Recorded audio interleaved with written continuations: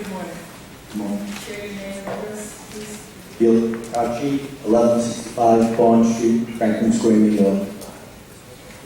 Good morning.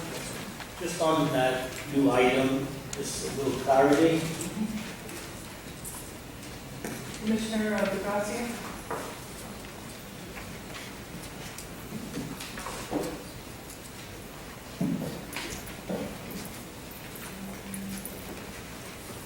Supervisor, Town Board, we had an item that required immediate resolution to an agreement that we had with the bonding company and the contractor.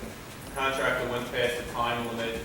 We were negotiating, trying to come to a resolve with the contract, and we worked it out with the bonding company who's going to manage the project for the contractor in order to get the project back online.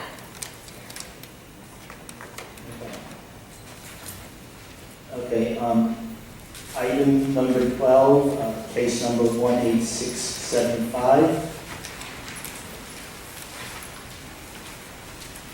This is a requirement by New York State in order to participate in their community development block grant program that Citizens Advisory Committee be established. Yeah, I did read that. That was clear. I just wanted to know how we're going to notify residents, in particular, how we're going to notify residents that they can participate. And we just qualify why I'm asking that question, because I've been involved in just a school district where they ask for volunteers, but a lot of times the volunteers are hand-picked and it doesn't go out to the community at large for the volunteer. Are we going to make an effort to make sure that everybody in the neighborhood is notified that this is available if they would like to participate in this community oversight committee? Well, I think that Commissioner Yes. Robinson. Yeah. Mr. Procacci's engineer. To answer your question, yes. The notification was put out in the advertising Newsday, posted on the town's website as part of the Governor's Office of Storm Recovery. There are certain requirements that we'll be following, and we'll be following their guidelines for everything. So, Can we put that on one of the mailings we get each month? So it's very clear that everybody gets it in the mail. If they look at the mailing, they can see that they could sign up for this if they're interested. We could dedicate a portion of the mailing that a notice and let them know that they can do this. Not a bad idea, Mr. Procacci. Okay, I'd like to see that, just to get, I think the more participation by the community, the better it is. Item number 19, case number 16905.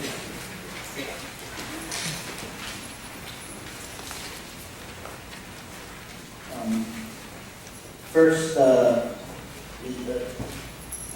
thing that stood out to me is there's such a big difference between the two bids. I know this happened in the past, are we sure that we accurately describe the work to be performed, since it's like a $40,000 difference? One was $22,000, one was $62,000. And only two bids came in for, I believe it's a computer networking job. I believe it is. This is a Parks Department project. Yes, we are confident that we accurately describe the work to be done. So it didn't bother, because I know that this came up with one, that when we saw it in the past, that there was such a large difference. But this is a huge, it's 3 times more. Okay.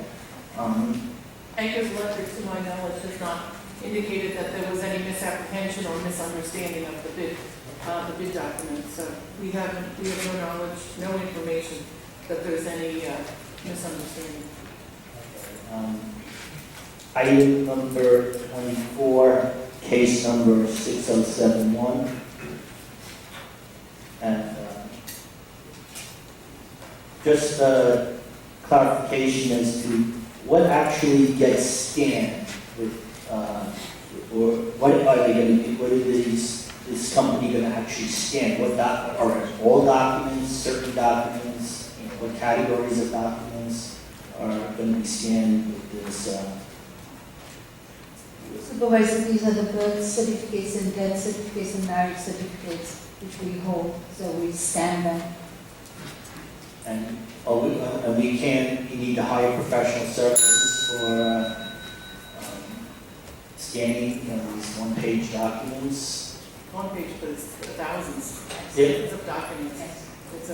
Yeah, and I understand it's thousands, but they're not like complex documents in the sense of scanning, things, it gets more complex and they're bound documents. This is single sheet. Basically, my experience, and I've worked for firms, they have an auto feed scanner, and they just put it there and it just runs.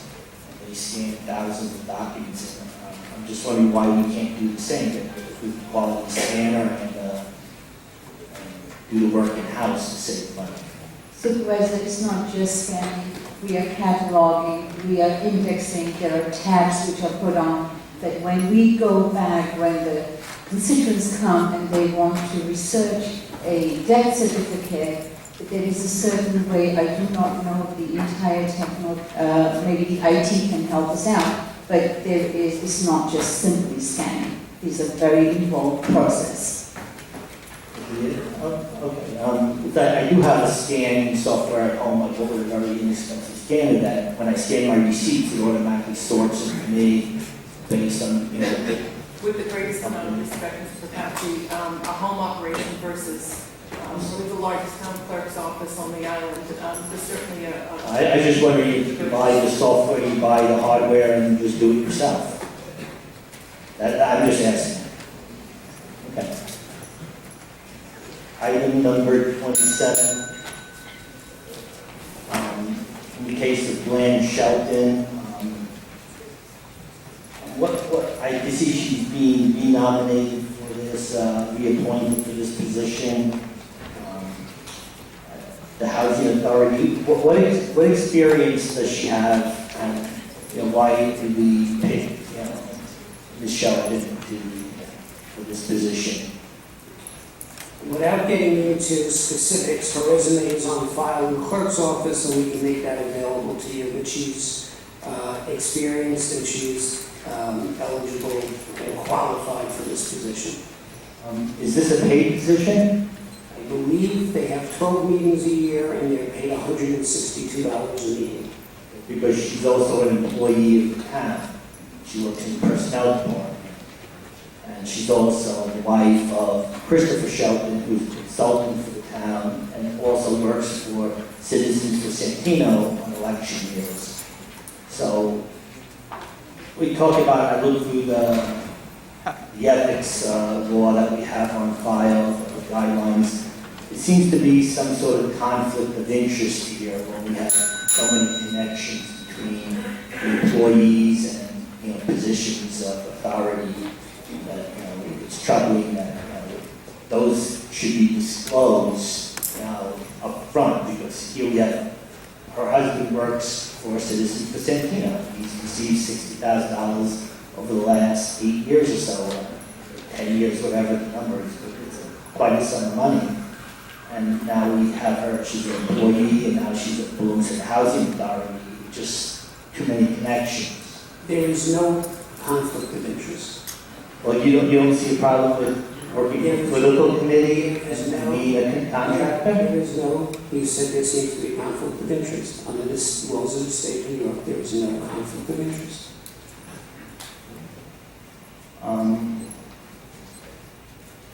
Okay, this is items number 30 to 33, the calling of special elections. I spoke on this issue before, and I speak on it often. Are we going to advertise the jobs for election workers for these special elections?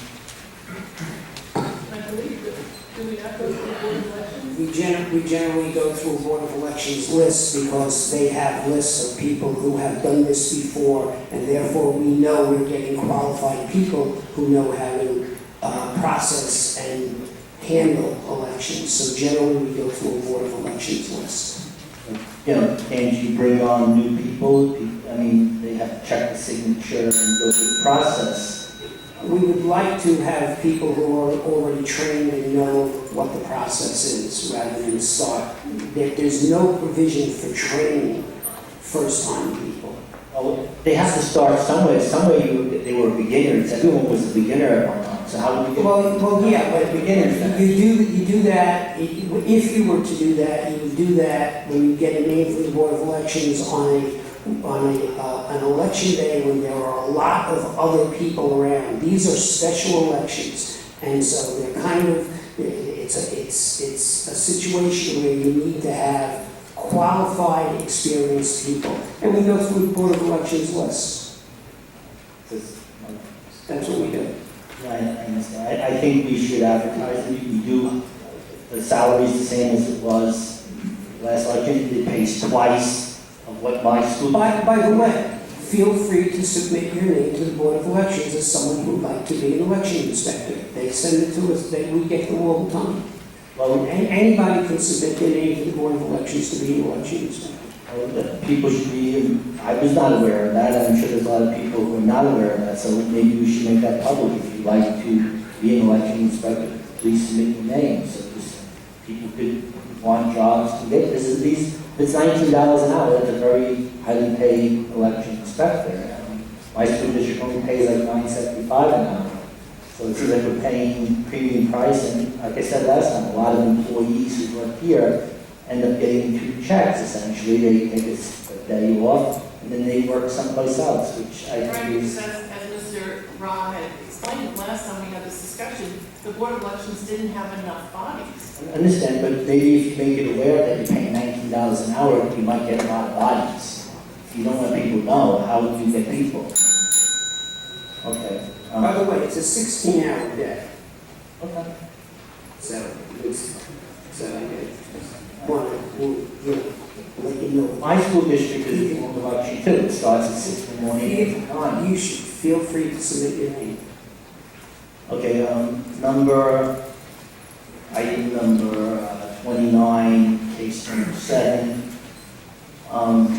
We have someone who's appointed, Brian Gallia. Is he the son of Charles Gallia, who works as a graphic art specialist? I would have no idea. He lives in Comac, in Smithtown. Because once again, it seems to be political connections. These jobs aren't being advertised for people. This is an entry-level job. It seems there's no test required, at least on the surface. The person who's in Suffolk County. Was this job advertised for a carpenter? And I know the answer is no, because this is what you tell me at every meeting, and I think it's unfair that other people don't have access to these jobs and they kind of give it to the friends and family of existing employees. And we talk about fairness all the time, and that's what government is supposed to do. Ensure fairness, and it seems to be, going through these lists, it's very unfair that people who are relatives or friends get these jobs and the regular public, they don't have access to it. And once again, I wish you would advertise all jobs on your website, on the front, not that you have to dig down into the civil service,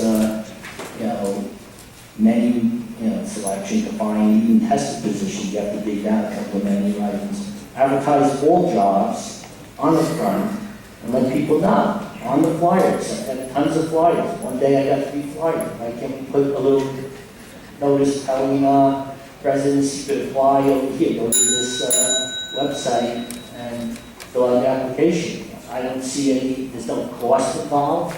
I don't understand why we're so reluctant to do that, just to be fair to people who are residents of town Hempstead. In this case, it doesn't look like either of these men are residents of town Hempstead. Thank you very much.